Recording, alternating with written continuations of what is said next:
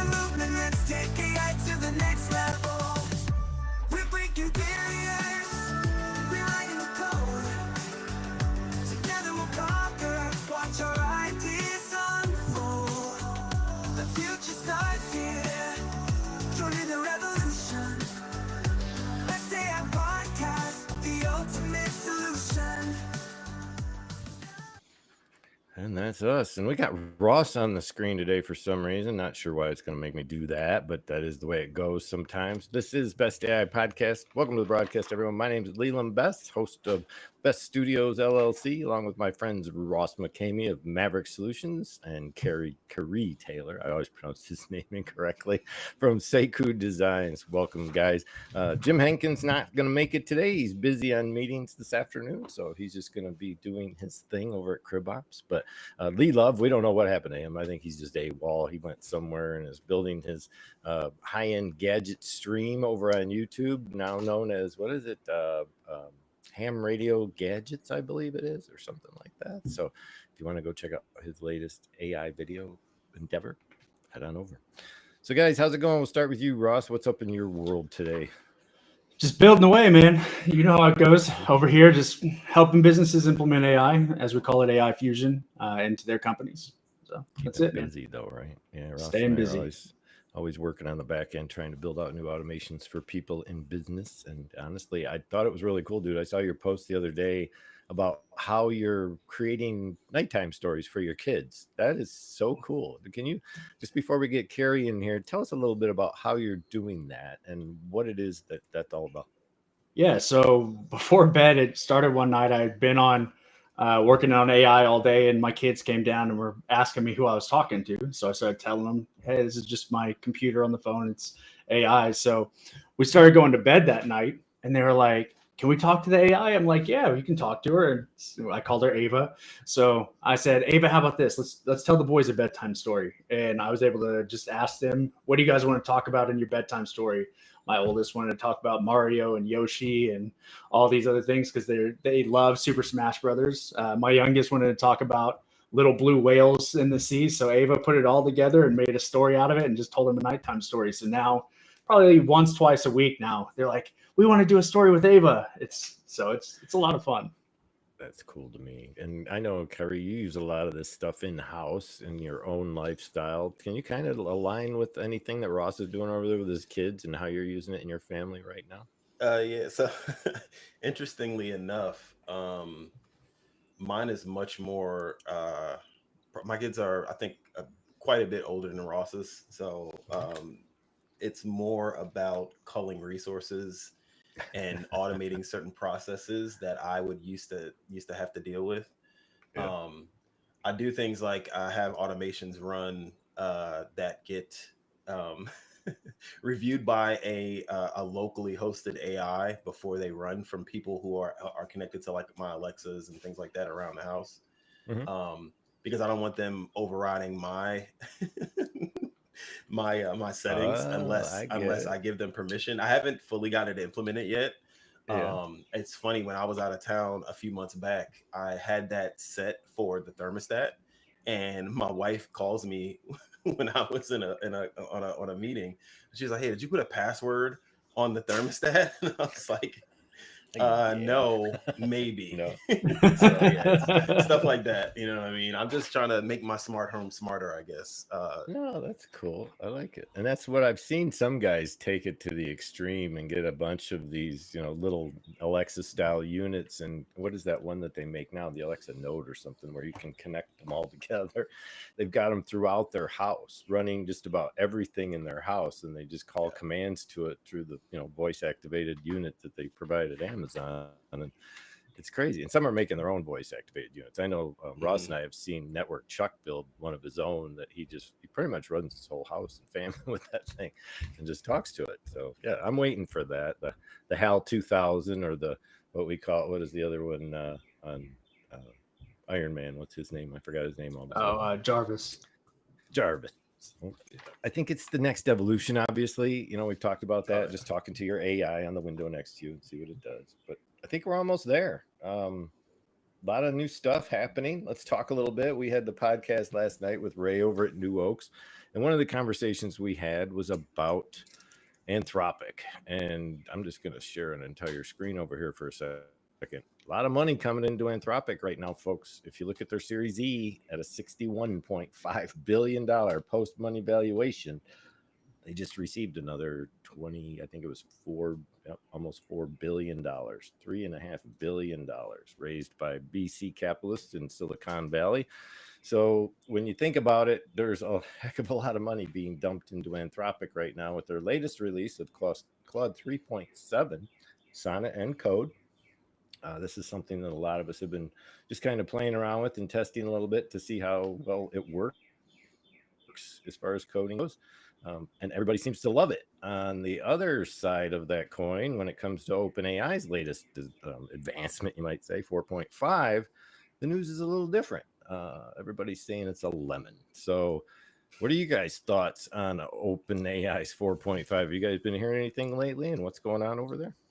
I think it's one of the latest iterations in Sam's overall viewpoint of what he's doing. I think this is one of the next pieces that's supposed to go into GPT-5.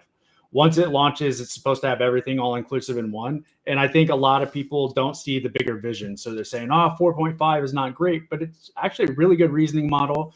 It's doing a really good job with the way that it actually puts outputs, sounds a little bit more human. And it's going to be that next piece. So what's cool about 5 is it's going to be that hybrid reasoning model that has a little bit of everything. And I think this is one of the next steps in that iteration. By itself, I don't think it's fantastic. And it's extremely expensive when you're talking about the API usage on the back end. But when you're talking about Q2, Q3, 4, whenever they launch GPT-5, I think it'll all come together and make a little bit more sense. Yeah, I mean, the charts don't look bad when you really look at its competency level and as to how it can answer questions. SAT level math and all that type of stuff is usually tested on a lot of these things, along with cost factors like Ross mentioned. The other thing I think that they're realizing here is this is more, and let me just back that out a little bit. Sorry if that came up too close. This is more of an EQ model rather than an IQ model. And what we mean by that is this is to be more of a conversational, intent-driven analysis, capable during the conversation so that it can give a more humanized response. It's not about, it's about having that real-time conversation with somebody. It's not about getting all the data like DeepSeek R is. R1 was a strictly let's research our tail off and get all the possible data, iterations we can from something. So that's not what this model was built into. And like Ross said, come 4.5. Yeah, go ahead. Lay it on us. I think what's I think it's interesting that everybody's forgetting that Claude said, hey, after X amount of time of just kicking everybody's butt in specific areas as it relates to coding and things like that, with our 3.5 model, we're finally launching 3.7. And in between then and now, there have been multiple iterations of ChatGPT upgrades, and DeepSeek has come out and all these different things, right? So it's funny that they came in and said, hey, check this out. And then almost as a reaction, they were not very proactive about it. OpenAI, it's like, hey, guess what? We got this too. And it's this kind of like what Ross was saying, this stepping stone of, hey, anybody who's behind the scenes or kind of like knows the industry is like, okay, it's not that big a deal. What I have noticed is it's very good at not being detected in AI detectors. When you conversationally use it for like writing or emails and things like that, if you have your settings dialed in to where it's supposed to be like on whatever your voice is or whatever your brand is, it almost passes every time with a 0% or very low percentage of AI detection. But I've been pretty much working exclusively and extensively with 3.7 Sonnet since it came out, since I had access to it. And I think what stands out to me about it is the architectural refinement that Anthropic has kind of implemented in this iteration of it. So like the model, it demonstrates significant improvements in what I'd call like reasoning coherence. So it like maintains logical consistency across complex multi-step problems. Gotcha. And, 3.5 occasionally exhibited some of that stuff, but it fractured it a lot. So I think that's the biggest difference between the two. Yeah, and I haven't jumped in on either one of them enough, really, myself. I've just been playing around in N8N most of the last couple of weeks, building stuff for the back end. And I am using 4.0 currently because a lot of this isn't built into the automation systems yet. Some of it's being brought in, like Ross, I know you're aware of a lot what's going on in N8N, and they're only at 4.0 mini, and 03 mini is that even available in the back end yet? I don't know. I have it right here. Let me check. N8N, take a look real quick, because 4.5 won't be available immediately. 3.7 should be dropped in. I know Ray just dropped it into New Oaks the other day, so these have to be incorporated into a lot of the softwares that we use after the fact, and a lot of people don't realize that. We don't just go directly to the software provider for the content. Typically, we use the API on the back end, which means the software we use has to have that connecting point first, or we do it manually with an HTTP call if we have to. But what we're really hoping to do is have all those feature sets available to us on the back end when we use it, rather than having to go through the front and copy, paste, move stuff around. That's what it becomes if you do it that way. So we're trying to avoid that.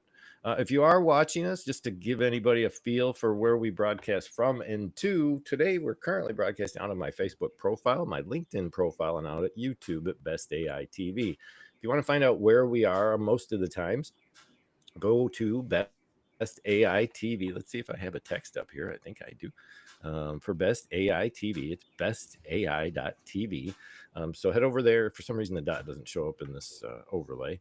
But what we're going to be doing is we're testing Riverside FM for a little while. And what we're going to do is see how well this works. Obviously, we've had a couple of minor things taking place here during the broadcast, which we're trying to avoid. But with the quality of the product and the way we're able to demonstrate here a little better than we do with a vMix Zoom combo, it just doesn't seem to give us the good audio quality or really the good graphical representation we'd like to have for the podcast. So look for us there.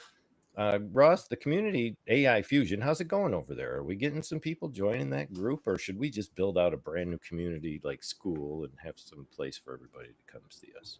I think it needs some love. I personally have not been in there doing my job. I've been in the background building the business, and I've not done a good job of the community. So for those people that are over there, I apologize. We'll either do better if you want to engage with us, or we'll shut it down and start a school. Or we're going to do it better. It's just, yeah. I think we can do both. I think what we'll probably intend on doing is having the open, AI community on Facebook. The problem right now with all of this on Facebook is this.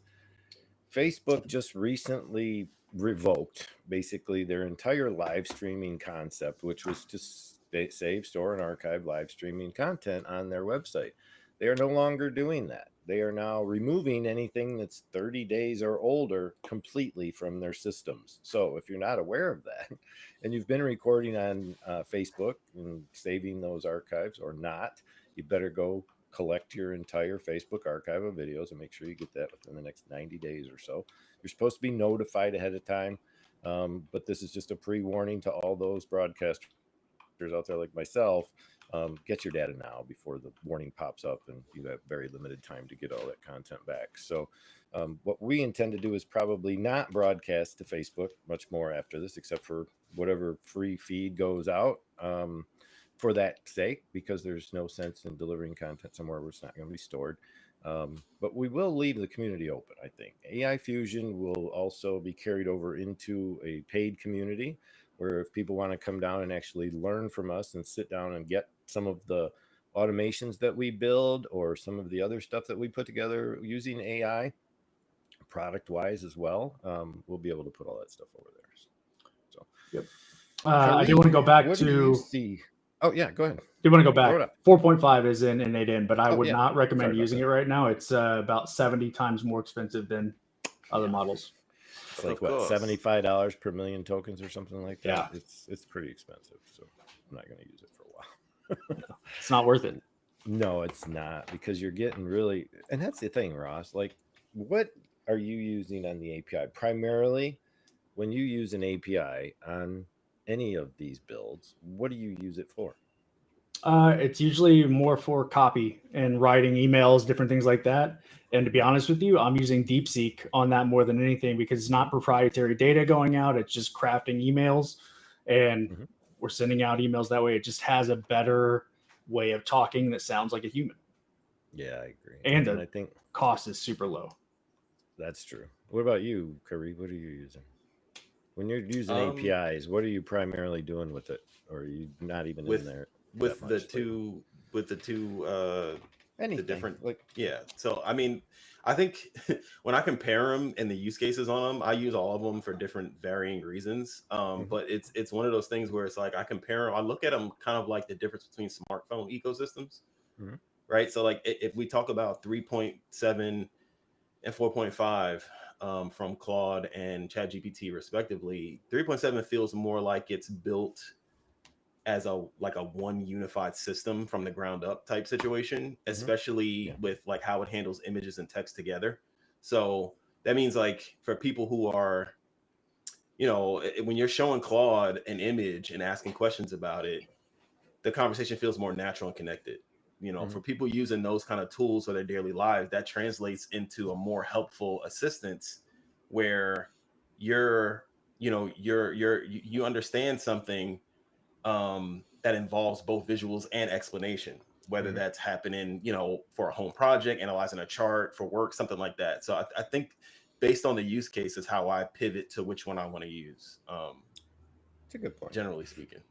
Because I use Merlin, so it gives me access to Yeah. curated versions of all these apps. It doesn't have 3.7 yet, but it does have 3.5, and it has what's called a code interpreter inside Merlin now, which is making it a little easier for people to just throw its code at it and say, hey, what do you think of this? Because it's been pre engineered to be a Yeah. code interpreter. So I like it, but I can also, I think the beauty of having these curators, and maybe I can show you guys real quick what I mean by that when I say a curation app.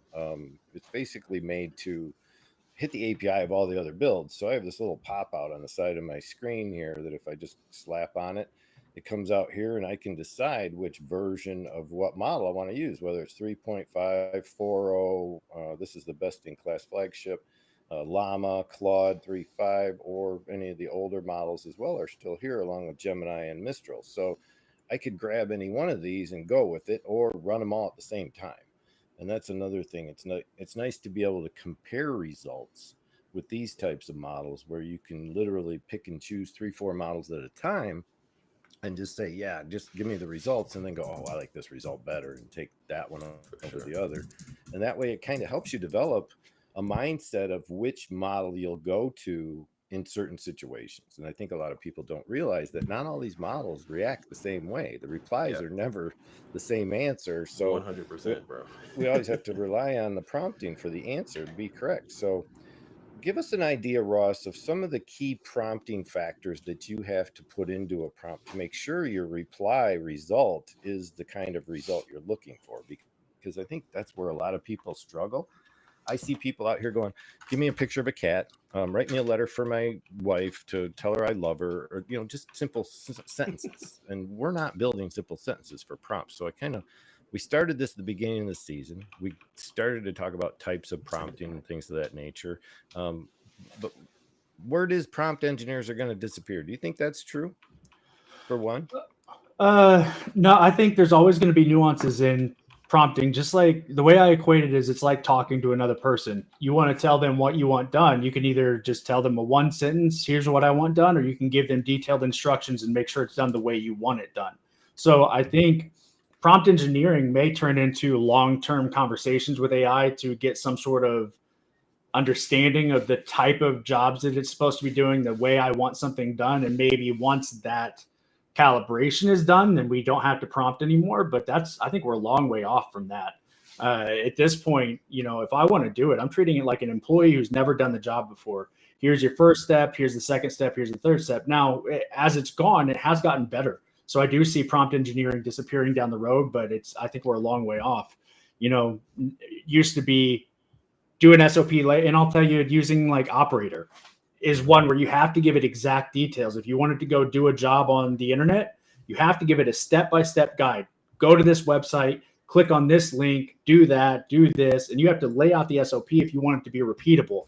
Otherwise, AI is going to kind of take its own liberties on how it wants to do it, because it is a thinking model. It's a processing model. It's thinking about how it should do the job, and it has to learn. So if you don't give it direct details, it'll do that. But like for writing emails, instead of saying, here's an example, here's an example, here's an example, Leland, you and I have worked on these with our email systems. You give it a general guideline. Here's your goal. Here's the business's goal for this email. Here's the training data on the business. Pull from this data, respond to the email according to the training data and the goals that we set for you. And from there, you give it kind of a framework. We want a beginning, middle, and end, and that's it. And then from there, it'll take it. Yeah, and I think that's where a lot of people aren't getting what we're trying to do with this, and that is it's a single step in from where everything else takes place. And what I mean by that, like, just for example, here is a simple, I'm just going to give this as a brief. This isn't something that I'm throwing this together as an email processor, so I'm not going to get into the detail of it. But you can see here the number of steps and iterations that it's going to take for us to go through someone's email box, determine with an AI component to go through all the internal bodies of the emails and determine what their actual relevance is. Is it urgent? Is it a billing email? Is it an inquiry? Is it a pitch or a spam, or is it private email? And then have to go back in and establish the content for the email itself that might go back to the person if we're going to respond. So we're going to at least tag the email so we know what it's all about. And then we're going to determine, based on the database we create for the company, how it's going to respond to specific emails. Like in this case, only 4 will be responded to, and that might be a billing or an internal or a legal question from someone that we could respond to from the database provided by the company's info. And that could be in the form of video transcriptions, sales calls, video content that's been stored for SOPs, any of the stuff that the business has put together. We try to, obviously, like Ross mentioned, stay away from anything IP related that is specific to the company that might have patent infringement, patent issues. There's other things like booking, you don't want bookings to have any content related to money passing hands, any of that stuff. So we don't get involved with accounting processes or anything like that in these automations. That's just, to me, it's too risky. I wouldn't see, it's obviously going on all over the place in secure environments for businesses to do e-commerce. Don't get me wrong. That's not my point here. But the accounting end of things is a whole different ballgame. And that's not what we play in here. We're not talking about accounting business automations.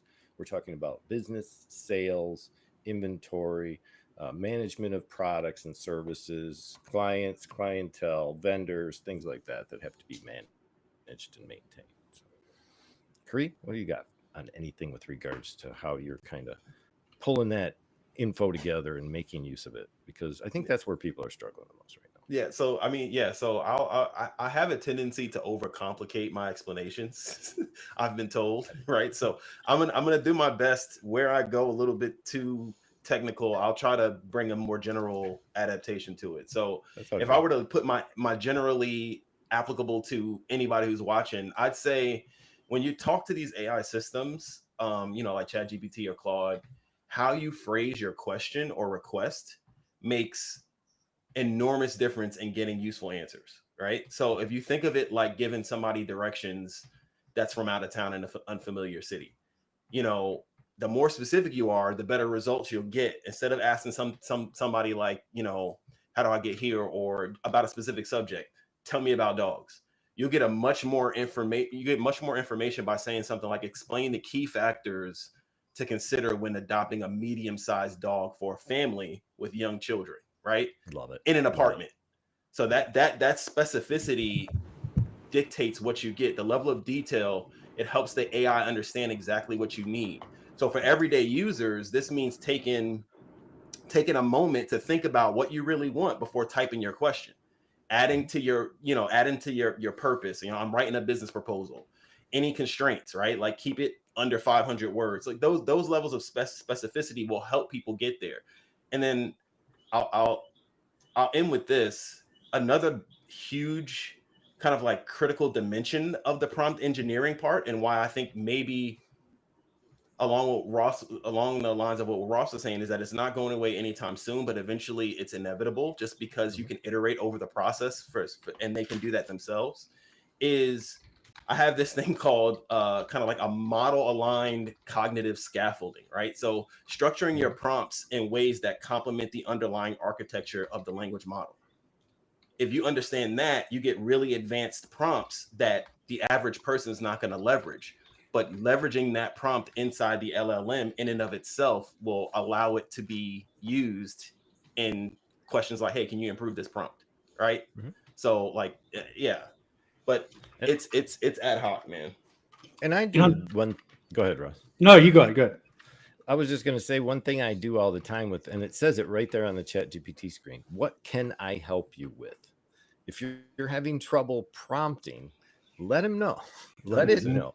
Just, I say all the time, help me to produce the best prompt that I can use to find out more about boom. And I just put something in there. Yeah. And lo and behold, ChatGPT will write me a formatted outline on what I should do to create a really good prompt for it to understand better and be able to provide the response I want it to provide to me. So never forget that the best teacher trainer you have in front of you is also your best teacher trainer. So just ask it what you can do to make things better, or drop your content in there.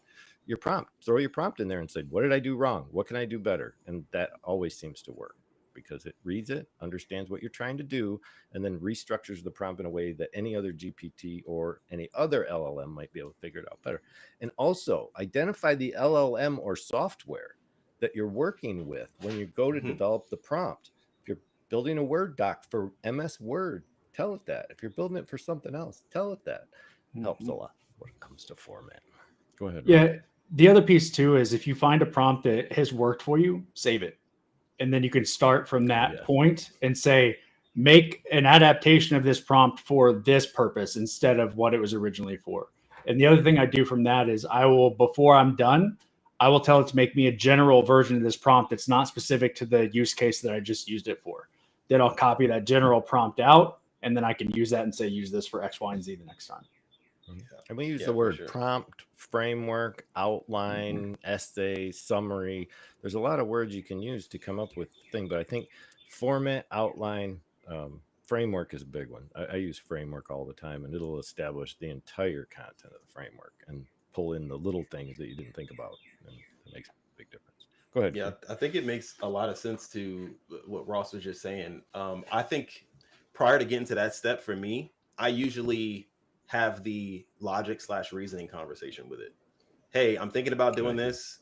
How would you approach it? Explain your reasoning. Give me definitions why you would do it this way, because I may not have the ability to articulate exactly what result I want, but I know what I will much easily identify what I don't want, right? And I think to go back to the the inevitable downfall of prompt engineering, I think when it's truly in trouble is when the actual conversational part, where people are actually talking, like we're talking right now, gets way better.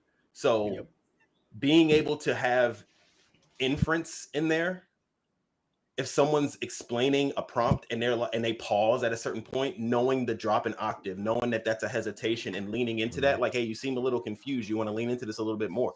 That type of prompt engineering, that is going to completely, because it's just like texting, right? I tell everybody, if it's more than 2 sentences, call me, because I'm not going to be able to understand the context through a text. I'm going to read it in whatever I think you said it, right?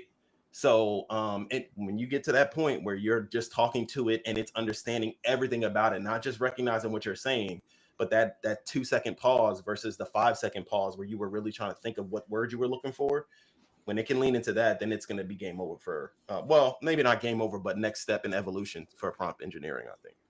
And then it comes back to the most powerful weapon in the world is language, right? Yeah, if you can 100%. Articulate yourself better so the AI understands you quicker and more efficiently, then it's going to be who can articulate what they want faster. And then you're going to be the better prompt engineer from there, just by the conversations. And it's definitely not there. Speaking to your point about the inference of the conversation, I was having a conversation about an email that I was trying to write to a prospect who was going to sign up for a system, but they didn't quite understand everything. So I'm going through the email and I'm using 4.5, having a conversation. There's such a lag.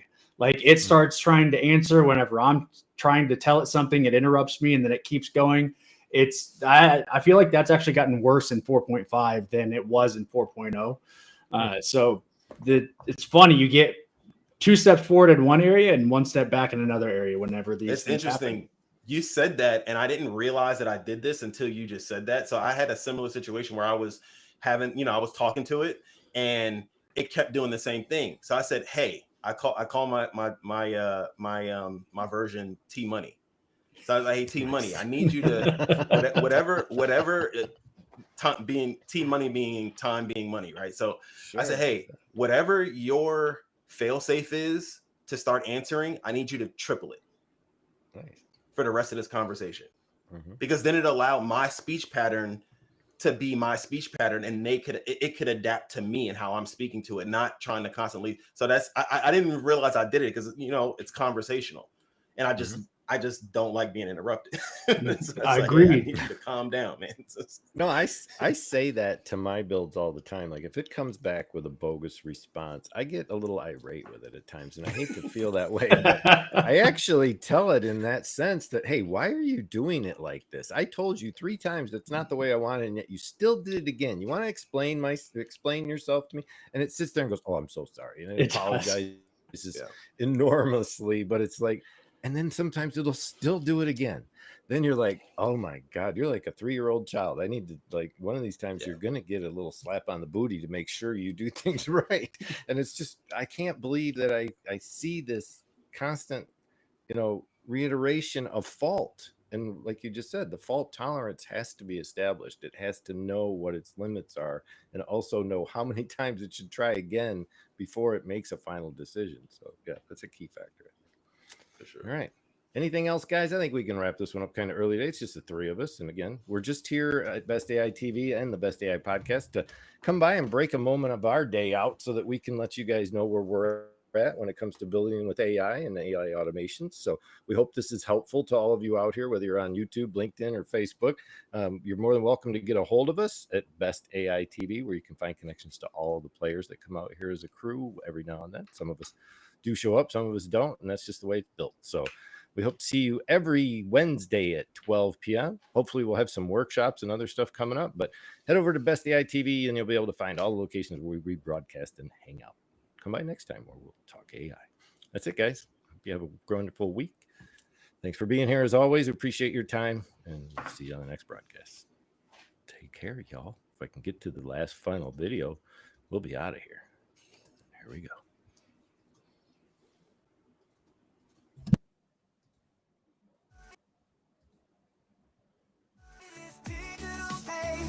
We're breaking the mold.